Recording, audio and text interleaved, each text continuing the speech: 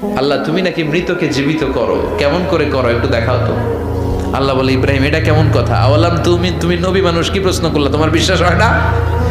আওয়ালাম তুমিন, বিশ্বাস হয় না? তুমি তো নবী, যেন নবী নও, তুমি খলিল, তোমার বিশ্বাস হয় না? এটা কেমন প্রশ্ন?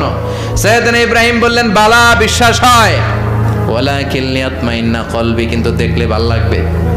আল্লাহ কেমন করে মৃতরে জীবিত করো তুমি দেখাও। আল্লাহ বললেন, 4টা পাখিরে টুকরা টুকরা করো, জবাই করো, টুকরা টুকরা করো, পায়ের সাথে মাথা মিশাও, মাথার সাথে কলিজা মিশাও, টুকরা টুকরা করে ওই পাহাড়ের মধ্যে ছিটিয়ে দিয়ে আস।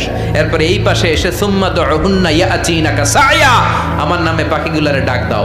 উনি এই পাশে এসে আল্লাহর নামে টুকরো টুকরো করে ছিটিয়ে দিয়ে আসা পাখিগুলোর ডাক দিতে দেরি মুহূর্তে পায়ের সাথে মাথা, মাথার সাথে বডি লেগে জীবিত হয়ে পাখিগুলো দৌড়ে সাইয়েদনা ইব্রাহিমের কাছে চলে এসেছে।